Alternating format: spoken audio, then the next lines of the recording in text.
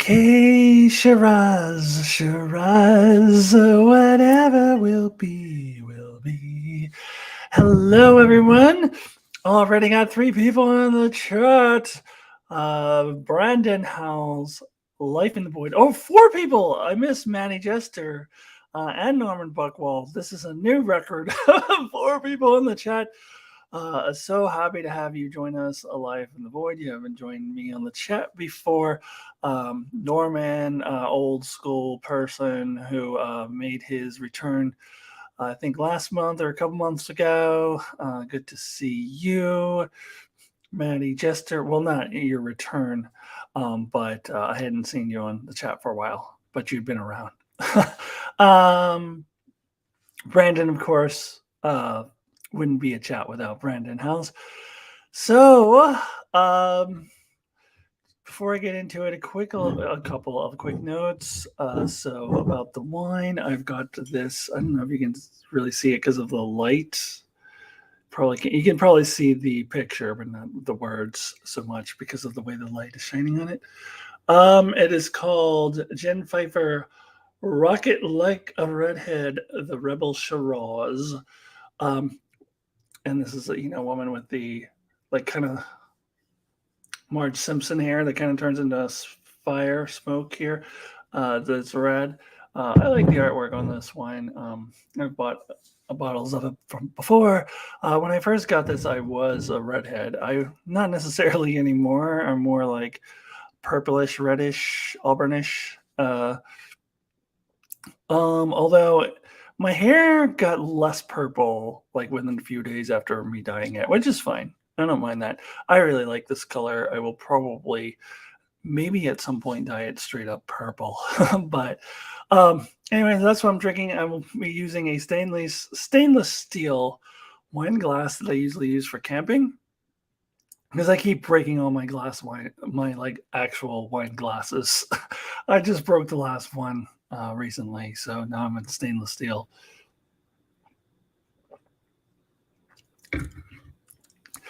All right. Life in the Void says I got the courage up. Thanks. I'm glad you got the courage up. There's nothing to be afraid of here. Especially since nobody knows who you are, so who cares? Norman, Manny, Brandon says great username. K Shiraz. Okay. Where are we at now? So in the corner of my screen, which you guys can't see, it tells me the time of how long I've been talking. So already at 3 minutes, I have to tell you guys, I'm gonna have to cut this off at a firm 45 minutes. I realized late last night that I'm gonna have to like leave my apartment at 5, and I started this at 4 my time. And I thought about, well, should I try to push it up an hour and make it 3 o'clock my time? But by the time that I would have done that, like nobody would have seen the video and nobody would know, and you all would be coming an hour late, and it would be all screwed up. So it was too late to move it back an hour. So what I have to do instead is I'm going to have a time restriction. I'm going to have to cut this off at 45 minutes. And usually it takes, I take like an hour or more and I just keep rambling until I'm tired of rambling. But today I'm going to have to cut it off at 45 minutes. So let me get into it. So there's three things that I want to talk about for sure. And then we can talk about whatever you guys want to talk about if there's time.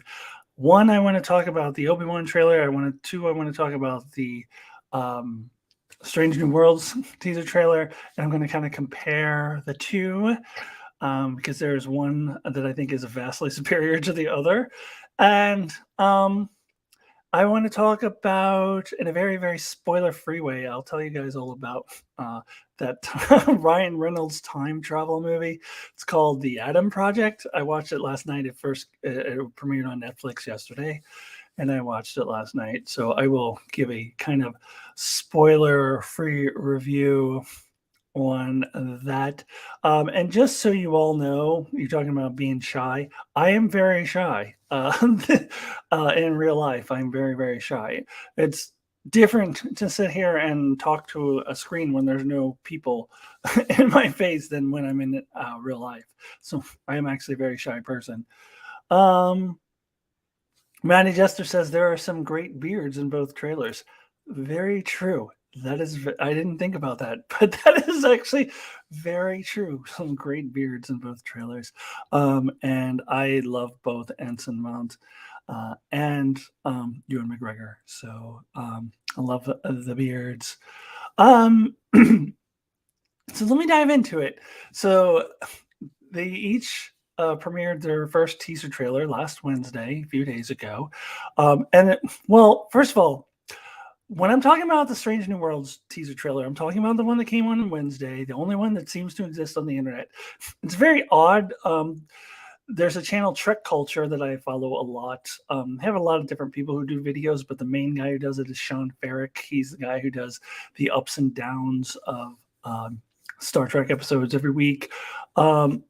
They did a video of a trailer breakdown of Strange New Worlds, of a trailer that apparently does not exist on the internet, because they're in the trailer that he was breaking down. He was like, "Oh, here's Spock with the woman that he's betrothed to from Amok Time, and here's Uhura, and here's number one." And I'm watching this, I'm like, what fucking trailer did he watch? So then I went and Googled, oh, there must be a new trailer out, and I couldn't find anything. And then I went and looked at the comments of that video, and all of the comments are like, where is this trailer that you're breaking down? Nobody can find it on the internet. It doesn't exist. So it's like they got some exclusive trailer and they thought that it was released to everybody. And I thought, well, maybe because Sean Ferrick is across the pond, that is a trailer that was only released there. But then somebody in the comments said, "No, I live in the UK and I don't know what the fuck he's talking about." So it's very bizarre. So I don't know about any trailer that has Uhura and Spock and number one in it. That is not what I saw, and that is not what is on the internet. So I am going to be looking at the trailer that actually exists on the internet, and I'm going to be talking about that as a comparison to the Obi-Wan trailer. And not that it's really a competition, but it kind of is. And in the competition of teaser trailers, both released on the same day, Obi-Wan by a landslide. Like, it's not even remotely close. The Strange New Worlds trailer was sad. And well, first of all, okay, so they were released on the same day, the first teaser trailer for both shows on the same day, and yet Strange New Worlds is coming out 20 days before Obi-Wan, and their first trailer are released on the same day. Strange New Worlds, you are running behind. So that already is a red mark against them. Um, and then it's just that the trailer is boring and does not get you pumped up for the show at all. Whereas Obi-Wan gets you pumped up for the show. The trailer for Strange New Worlds is like a lot of scenes with I spend a lot of time on the communicator sitting on the desk in Pike's cabin. He's got a beard, and you show him riding the horse, and the communicator is sitting there like a ringing telephone. It reminds me of like a ringing telephone that isn't being answered, like like making that communicator sound. And then you see Pike sitting there with the beard, and then Pike riding the horse with the beard. And contrast to the Obi-Wan trailer, we have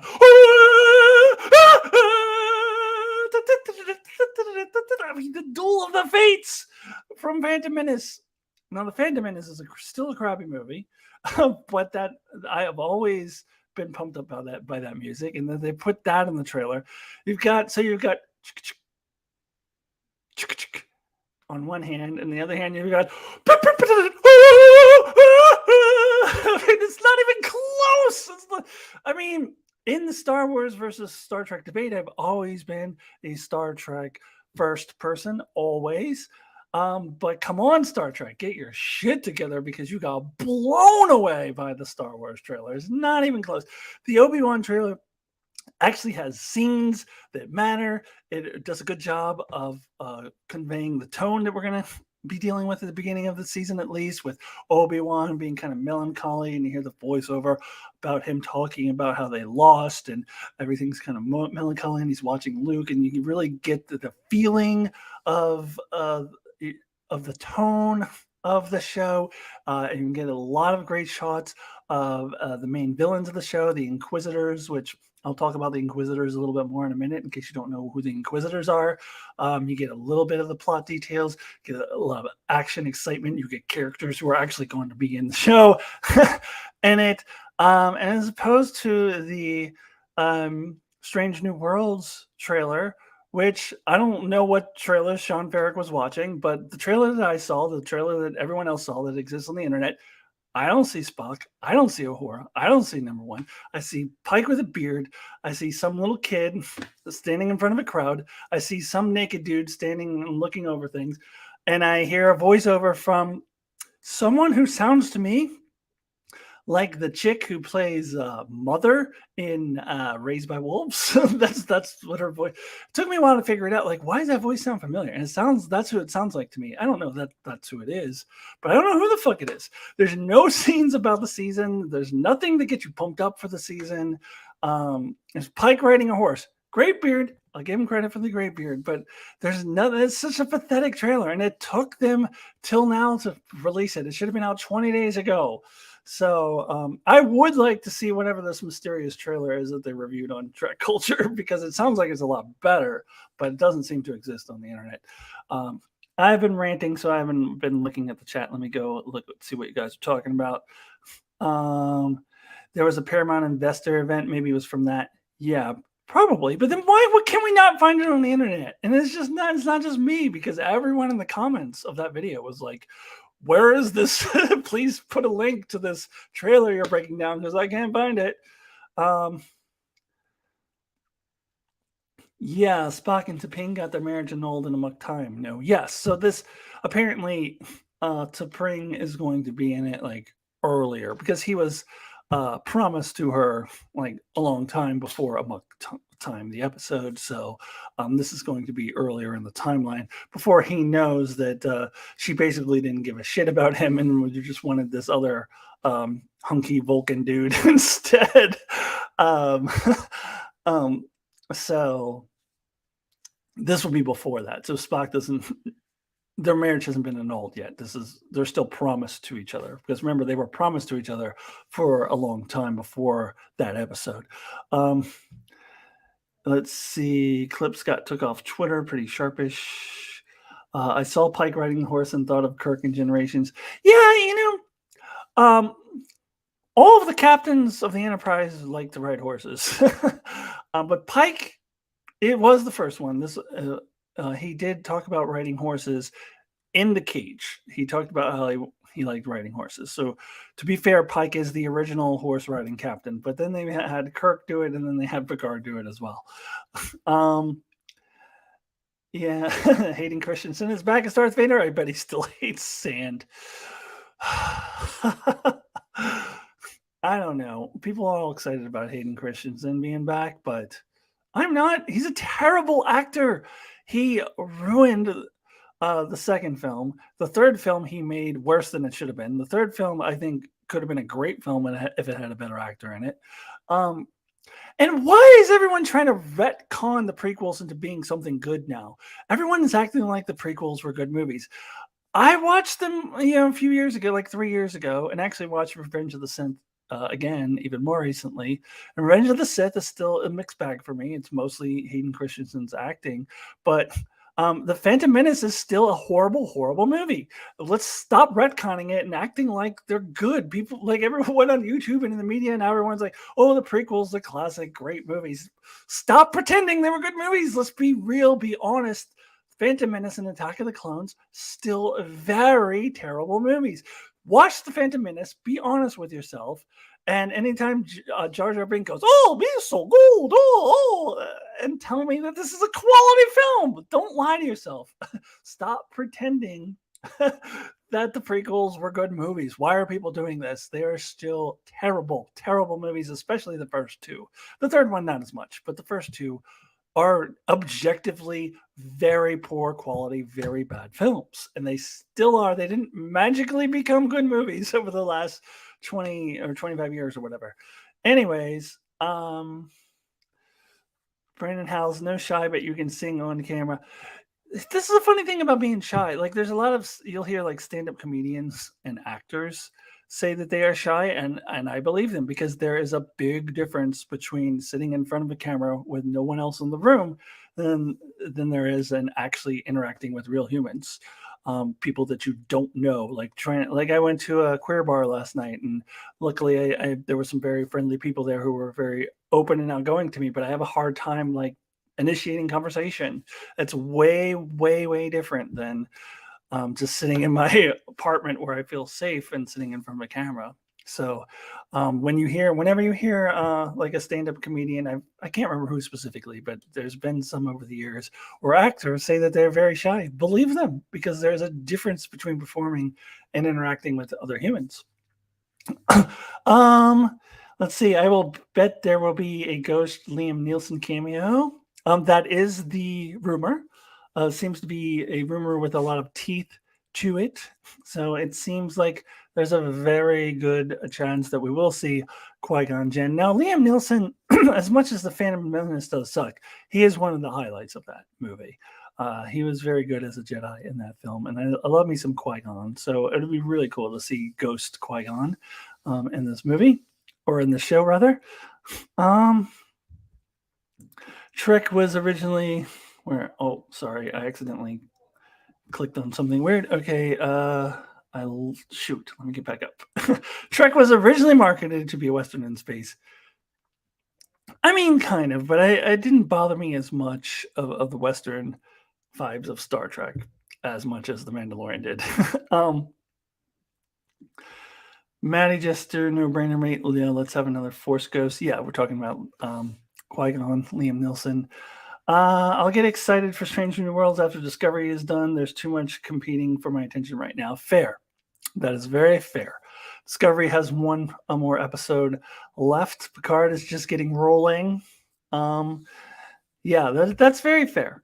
Norman says, I'm hoping Strange New Worlds is episodic, but with strong character string continuity like DS9. That is the well, it's definitely episodic, for sure. But that is what I hope for as well, to have the continuity, not episodic in the way that the original series was, and certainly the way the Voyager was, where they were just dead set against any sort of continuity.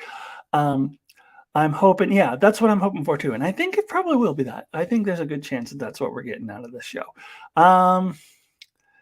I do not like either of the Anakin actors from the prequel. Norman Buckwald says, totally agree. The little kid who plays Anakin is also very bad. He's a very bad actor. And there are such things as good child actors. The movie I'm going to talk about later, what's it called? The Adam Project. The good child actor. They exist. But this is a terrible child actor in that movie. Totally agree. Revenge of the Sith is the best of the prequels. Brandon says, totally agree. Norman says, I like the sequels more than the prequels. Not that I'm a big fan of the sequels. That's a bold take, because these days everyone's talking about how horrible the sequels are and trying to retcon the prequels into being something really good. But I agree with you. Overall, I'd still put the sequels ahead of the prequels. With the exception of Revenge of the Sith. Revenge of the Sith is probably the best of those 6 movies. Hey, Life in the Void prequel's okay, but not great, and time hasn't changed that exactly. I don't know how you do this, Alyssa. That takes guts. No, it really doesn't. It really doesn't. But I appreciate it. Okay. Are you going to do a Discovery chat when the season is over? Yeah, I was talking to Mark the other day, and we were like, hey, Discovery's going to end soon. We should probably do a chat. So we haven't planned it yet, but I imagine that we will. So I would expect that probably next weekend sometime. I'll talk to Mark. Well, we'll get it on the books. I don't know whose channel it'll be on, but I almost kind of would rather be on his channel, so that I need to get more people over to my channel. So I go over to his channel and say, hey, come over to my channel. So let's see. I liked your enactment of the start of your search for Spock review. For a second, I thought you left a real blooper in that edit. And Life in the Void says, Alyssa out-Kirked Kirk. No, I just had to reenact that because it is so ridiculous. It's so over the top. You Klingon bastard, you killed my son. Like, he met the guy 3 times, or they have like 3 conversations with him. He barely knew the guy. I mean, I know it's his son, so you're gonna have that connection just because of the blood relation. But he barely knew the guy. Like, to fall out of his chair and go, you so it's just like ridiculous, overacting, just ridiculous. Um, I thought she'd actually hurt herself. Are you talking about me falling off the chair? No. It was all I rehearsed it. I practiced it. It was all planned. Like I sat down in a way that I would land softly. Like it was rehearsed. It was planned. Don't worry. Um, um DST changes for you tomorrow. Oh, the time. Does that mean the time? I don't know what D stands for in that equation, but I think you're talking about the time. Yeah, it's stupid. We have the stupid. Yeah, the time change. The Christmas Eve Voyager discussion with you and Mark was pretty great. I enjoyed that. Thank you, Maddie. Thank you. Yeah, that was when talking about seasons 6 and 7. Oh, daylight saving times. It's what DST. I've never seen it in an acronym like that before, but okay, I see what you're saying. So yeah, the Obi-Wan trailer blew the doors off of the Strange New Worlds trailer, and so I wanted to talk about the Inquisitors because I know a lot, like the Grand Inquisitor, probably to the uninitiated, might look like Darth Vader with his helmet off in Return of the Jedi. They made him fatter than he was. So the Inquisitors are from Star Wars Rebels, the animated show. They also appear in like video games and comic books and shit that I don't believe in those things, but they're mainly from Star Wars Rebels, and the Inquisitors are former Jedi that were given the choice. You can be killed or you can turn to the dark side and help us hunt down the other Jedi. And so they're former Jedi who turn to the dark side, but they are not Sith Lords. So that's how they skirted the rule of 2. The rule of 2 is stupid anyways. There can only be 2 of them. That's dumb.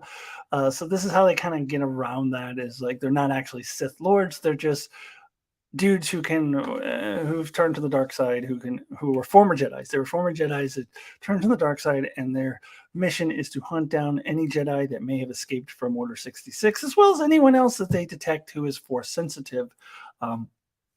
Anyone who is Force sensitive, they either want to turn to an Inquisitor or kill. So that's who the Inquisitors are. And the Grand Inquisitor is he's the bald wiggly with the white face and the bald dude. He's from Rebels. But he looks fatter. He was much skinnier in Rebels. And in Rebels, he was voiced by Jason Isaacs, Captain Lorca himself. So why did they not get Jason Isaacs to play him? Why? Get some other dude to play him who's fatter. I don't know. It's weird. And then the dude with the funny hat, when you watch the trailer, that's the 5th brother. He was also in Rebels. So there's the Grand Inquisitor, and then there's like numbered brothers and sisters. Like there's the 2nd brother, the 5th brother, the 7th brother, and the 2nd sister, 4th sister. So then the African-American woman in this trailer is the 3rd sister, from what I understand, and she's a brand new character, has not appeared in anything. So the Inquisitors are going to be involved. That's very exciting. Now, you may ask, well, where were the Inquisitors during New Hope? Well, the answer is they didn't exist yet because George Lucas hadn't thought of them in 1977. That's the real answer. But the in-universe answer is I think they all got killed before New Hope. So not to spoil things, but all the Inquisitors who appear in Rebels eventually die one way or another. So I think they just all get killed off by various different means prior to the events of A New Hope, and that's why they don't exist in that film, because they all got killed already. The real reason is because George Lucas hadn't thought of them in 1977, but I think that's the in-universe reason. So I think this is very exciting, introducing the Inquisitors into live action. And we get a lot of scenes of them in the trailer, which is got me pumped. I'm so pumped. I wish the Strange New Worlds trailer had gotten me pumped. Hopefully, Strange New Worlds will release a trailer soon that will get me more pumped. But I also agree with I forget who said it earlier in the chat, with this idea that it's hard to get super psyched for Strange New Worlds when you're still focusing on you got the Discovery finale, got Picard starting up. So yeah, that's true. But I still want to see a good trailer for that. Okay, no one expects the Inquisitors. Yes, I'll drink to that. Oh, I haven't been drinking.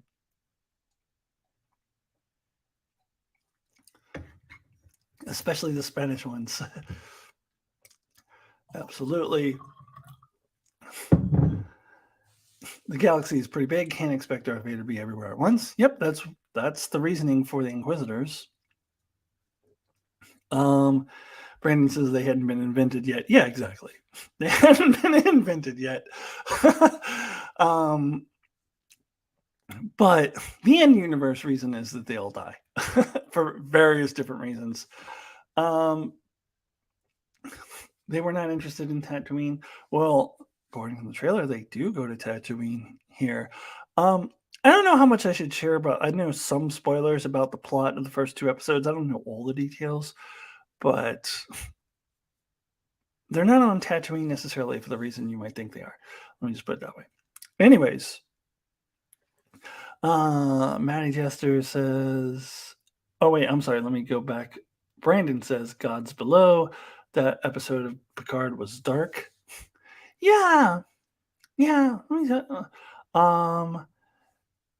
Maddie Jester says Strange New Worlds should be a banger. Pike and Company were the best thing about Disco Season 2. Should be. We'll see. I was disappointed in that trailer, but the show should be a lot better than that. Just have to hope for the get best, I guess. Yes, very, very true. Okay. Let's see, 27 minutes, not too bad. So let me drink a little bit more wine.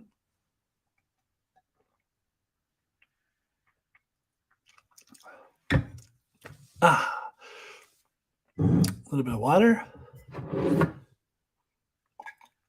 I know this is very compelling television. I'm not that this is television, but you know what I mean. Very compelling. Me drinking. All right. So I watched The Adam Project last night. That's a new Ryan Reynolds time travel movie on Netflix. And I am just compelled to watch anything with time travel in it. And I was kind of hopeful that it would be good. And it's getting some positive reviews that I've seen so far. And my feeling on it is,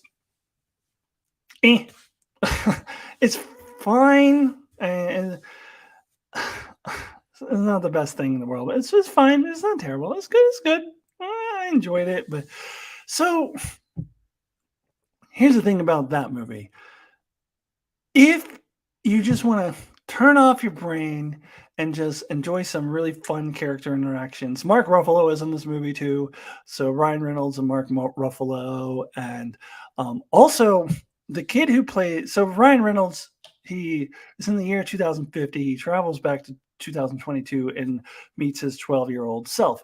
And so his 12-year-old self, the kid who plays him, is really good. Like, I buy that this kid will grow up to be Ryan Reynolds. Like, he does a really good job of kind of duplicating Ryan Reynolds' like wit and humor and all of his snarky remarks. This kid does an excellent job of duplicating that. Does a lot of the same, like just the nonverbal language, a lot of the body language, and it's very Ryan Reynolds. And he looks enough like Ryan Reynolds where you could believe that he would turn into him. And see, that's what they should do in time travel movies. I still can't get over that movie Looper when they tried to say that Joseph Gordon-Levitt was going to grow old and turn into Bruce Willis. No, he is not. There's no way in a million years Joseph Gordon-Levitt is going to turn into Bruce Willis. And it's not just that they look nothing alike, but they didn't make any effort to try to duplicate any of the nonverbal language, any of the body gestures, anything. Like they just want you to suspend disbelief, and people will tell me, "Oh no, Alyssa, you just have to suspend disbelief." No, fuck that. They have to meet me halfway. They have to put in some effort to make the one actor at least have some of the same body language and vocal inflections as the other actor, and not just like, or here's Joseph Gordon-Levitt acting like he always acts, and Bruce Willis being Bruce Willis, and it's the same person. No, I refuse to suspend disbelief for that. They need to put some fucking effort into it. So here, they did a great job. This kid is awesome. You can really buy that he's going to grow up and turn into Ryan Reynolds. And the interactions between the older version of the character and the younger version of the character, and they're both, Ryan Reynolds. They're making witty remarks. It's great. There's a lot of great scenes, and Mark Ruffalo thrown in there. A lot of great scenes. It's fun. Also, there's a lot of really good heartfelt, emotional scenes, especially when it comes to Ryan Reynolds reconnecting with his dad, and also his mom, who's played by Jennifer Garner, who is one of those people who just never gets old. She still looks like she's in her 20s to me. She's got to be in her 40s at least, if not 50s. Jennifer Garner is ageless. So some heartfelt, emotional scenes in there too. Good humor, emotional scenes. You want to turn your brain off? Good film for you. But if you are like me and you want your time travel movies to have sound time travel logic, and you look for the logic to connect and make sense and not contradict itself and not be full of paradoxes, if you're someone who has to nitpick and look at the time travel logic as I am, then you are not going to enjoy this movie. If you want to just turn your brain off, good movie for you. But if you think at all about the time travel logic, then it'll enrage you like it enraged me. Like I'm sorry, but why can you not have a film that both has emotional scenes and really fun scenes, as well as sound time travel logic? Why can you not do both? It's just like, oh, let's just throw Mark Ruffalo and Ryan Reynolds and this kid who acts like Ryan Reynolds in there, and it'll be fun, and we don't have to worry about the time travel logic. No, why can't you do both? So it uses the type 2 time travel logic, as my brother would call it, which is the Back to the Future kind of time travel logic, and which is always my least favorite. But they just don't give a fuck. Like it contradicts itself all throughout. If I try to think about it for a second, like when the characters go back in time and do a certain action, if I try to think about where that would go to its logical conclusion, it makes my brain hurt because it would cause paradoxes all over the place. It drives me crazy. And also Ryan Reynolds, like his goal, his objective in the film, is dumb. Like it doesn't make any sense. Like I'm like, why would you do that? It's going to cause all kinds of paradoxes. So, and also his objective in the film changes halfway through the movie. Like what he says he's there to do at the beginning of the movie changes halfway through the movie. He gets new information, so he says, "Oh, I'm not going to do this thing. I'm going to do this other thing now," and which also is jarring. That's not very good writing in and of itself. But the thing that he changes his objective to is stupid, and it's going to cause all kinds of time paradoxes. And I don't understand why you do that. It's dumb. So it's dumb. Yeah, and the movie contradicts its own time travel rules. Like it's very clear in what its time travel rules are, and then it contradicts it all the time. And like at the end of the movie, there's something that happens to the main villain of the film that by logic should also happen to Ryan Reynolds and the young version of himself. They should also have the same thing happen to them that happens to the villain if you are following the film's own time travel logic. But it doesn't because of plot contrivance, and they have to have Ryan Reynolds and the kid do this certain scene at the end of the movie that they wouldn't be able to do if they followed their own goddamn time travel logic, and it drives me crazy. Like I hate it. So it's hard for me to say that this is a good movie because of it. But if you don't care about the time travel logic, you turn your brain off, you can enjoy some good character interactions, some good emotional scenes, some fun scenes between Ryan Reynolds and Mark Ruffalo, and the little kid is great. I mean, you can just turn your brain off and enjoy it, but I can't do that. Like, I need my time travel movies to have some fucking time travel logic that is sound and makes sense and is not full of paradoxes. Okay. Okay. Let me get into let's see. Let's go back up to the chat. Brandon says you can drink for me today. No, they were not. Love that Alyssa tagline. No, they were not. Okay. Have you seen the new Batman? I can't be arsed to go to the cinema for like 4 hours. I'll watch it at home someday. That's kind of how I feel about it. I don't know. I got a spring break coming up the week after next. I have the week off. So I was thinking maybe I'll go to the movie theater and watch it just out of curiosity because everyone seems to think it's the greatest thing since sliced bread. But I haven't seen it yet. Brandon says, I got to apologize. I started a long rambling comment on Star Trek 3 and I accidentally shut the YouTube tab before I posted it.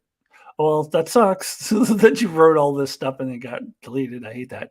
But you don't have to apologize for it for as far as I'm concerned. Yeah, I hate time paradoxes. Buckwald says, Brendan says, why can you not do both? Too much thinking required. You mean do both, like, you know, have the good character interactions and have time travel? Or I don't know. Okay. Wibbly wobbly, timey wimey stuff. Then isn't that a quote from the movie? So you saw it, Matty Jester? Isn't that from the movie? Wibbly wobbly, timey wimey stuff. I hate temporal mechanics. Let's see. Oh, I lost it. Time travel is now outlawed by the Federation, so no more of those shenanigans. Yeah, I mean, I think that was just a plot convenient way to like explain away the temporal Cold War, which I'm glad that they addressed it at all. But outlawing time travel makes no sense. How are they going to enforce that? This is stupid. Anyway, oh, Norman just said that too in the chat. How can that be enforced? I know, that's so stupid. Brandon, yeah, who enforces the law? Nobody. It's just a thing they had to do to explain why they don't have the temporal Cold War anymore, because that was established in Enterprise. They had to address it, and I'm glad they did. But yeah, it doesn't make any sense. As a longtime Doctor Who fan, you can learn to be okay with a lack of time travel logic. That could explain why I don't like Doctor Who. I've never gotten into it. I haven't watched it all that much, but whenever I have, I just can't get into it. So maybe that's why. Maybe that's why I've never been a fan of Doctor Who. They just have to promise not to be naughty, I guess. I don't know what you're referring to. Probably something I said 5 minutes ago. Timey-wimey is a Doctor Who reference. Okay. I think they referenced that in this movie, too. Or maybe a YouTube video I watched about the movie. As I heard it just recently. Okay. Captain Braxton went insane after all. Well, don't even get me started on Captain Braxton. Like, that made no sense at all, especially when they bring him back again with a different actor in that other episode later on. The paradoxes, the time travel logic.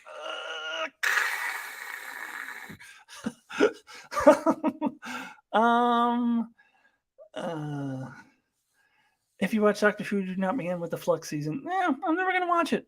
I've tried watching it, not my thing. Like, no matter how many times people say, "Oh, you have to try it again," I'm 47 years old. I'm past the time where I'm going to have to try it again. I've tried it a few times. It's not my thing. Never will be my thing. Sorry, I'm not going to watch Doctor Who.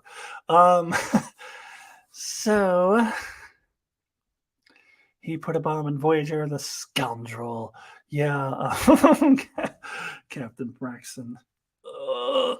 I wonder how the time travel logic is going to work out here in Picard. I don't know.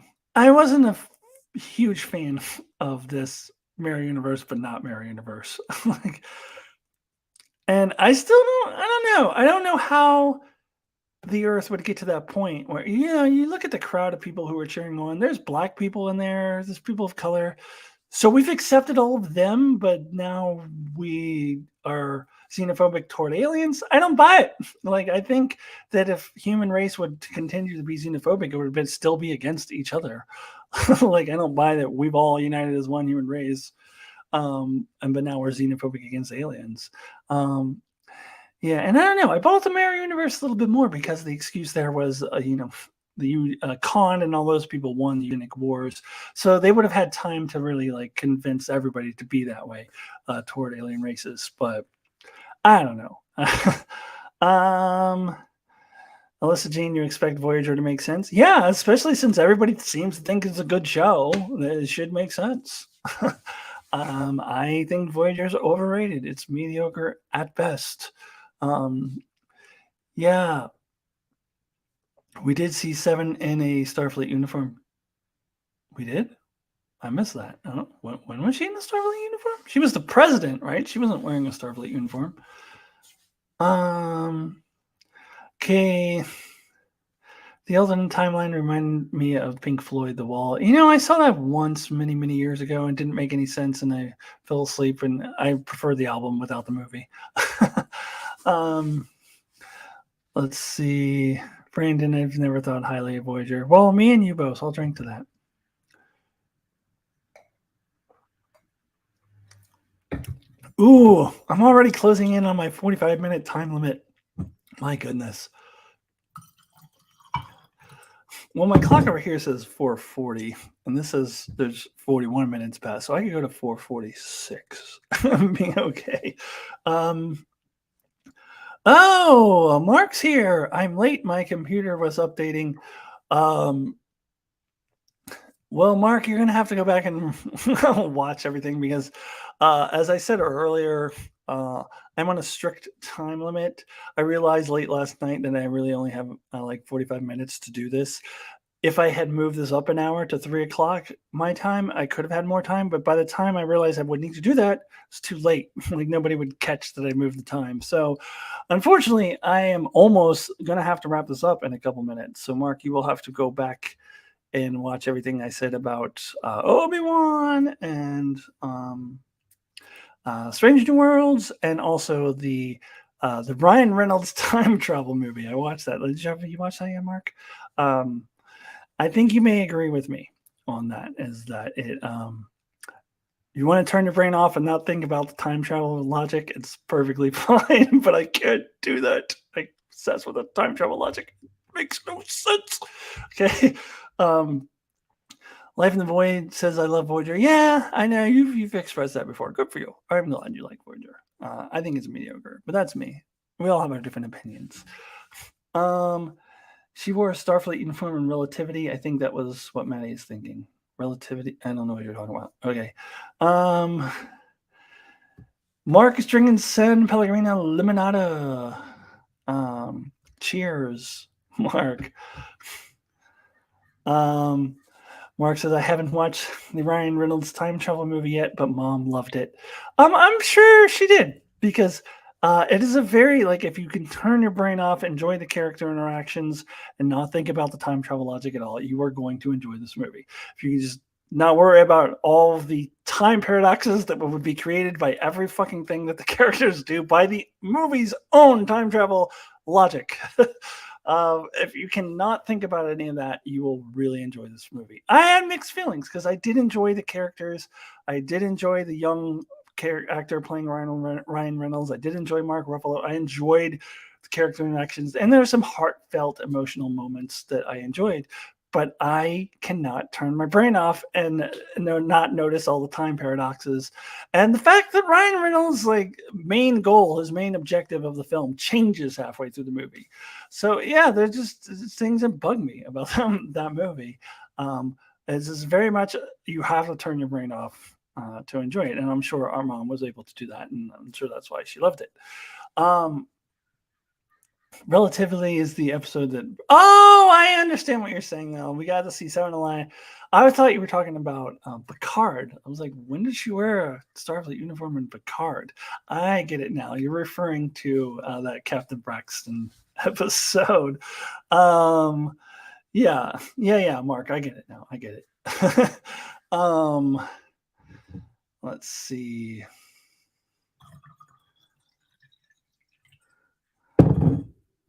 Yeah, it's almost time for me to go, unfortunately. But this is the biggest turnout that I've had in the chat.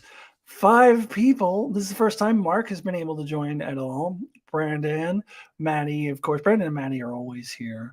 Norman's been here a couple times. Life in the Void, joining me in the chat for the first time. Very, very happy for you to do that.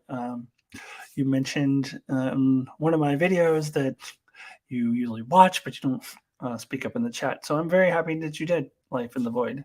Good to have you. And yeah, we've reached the 45-minute point. Unfortunately, I do have to cut things off because I'm on a schedule, which I didn't realize I was on until late last night. Otherwise, I would have just done this thing earlier. But I'll do this again next month. And next month, I will make sure to schedule it on a day where I won't have to run off early and I can just keep talking for an hour or more. So, all right, everybody. Life in the Void says this was fun. Maddie Justice has been a fun chat. Feels very short, but thank you all so much for joining me. I'll do this again next month. Join me again. And as I said, I'll hopefully have more time. All right, everyone. Have a good evening. Goodbye.